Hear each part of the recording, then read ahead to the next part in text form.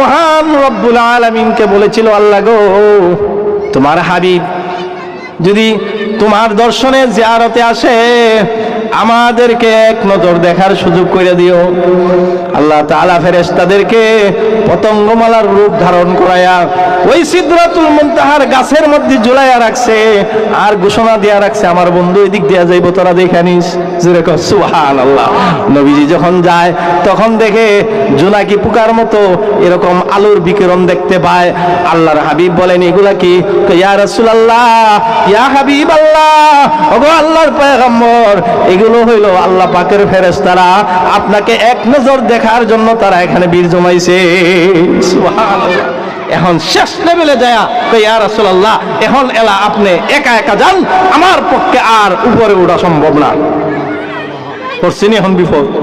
হ্যাঁ রে জিবরাইল, সেই বাইতুল্লাহ থেকে বাইতুল মুকাদ্দাস, সেখান থেকে সপ্ত আকাশ পাড়ি দিয়ে এই পর্যন্ত তুমি আমার সফর সঙ্গী হইয়া নিরাপদ ভাবে আমাকে নিয়ে আসছো, আর এখন কিনা তুমি বলো তুমি আর উপরে যাইতে পারবে না? পথ চিনি না, ঘাট চিনি না, রাস্তা চিনি না, রে জিবরাইল কেমন করে সামনের দিকে অগ্রসর হব? জিবরাইল ডাক দিয়ে বলে, আগর একসরে মু এবার তার ফারাম ফরুগে তাজাল্লি বসুজদ ফারাম।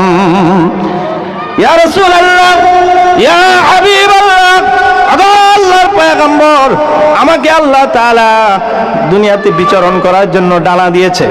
আমি যদি এক পশম পরিমাণ সামনের দিকে অগ্রসর হই, তাহলে আল্লাহর নূরের তাজাল্লিতে আমার সবগুলো ডানা চলে পড়ে ছাই খায় হয়ে যাবে, আমার পক্ষে আর সামনে অগ্রসর হওয়া সম্ভব না। বলে তাই?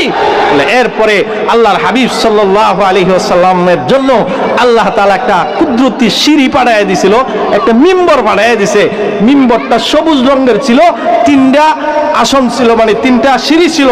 নবীজি এখানে বসছে, আল্লাহ তাআলা তার কুদরতি ভাবে এক টানে আল্লাহ তাআলা তার হাবিবকে তার আরশে আজিমে পৌঁছায়া দিছে।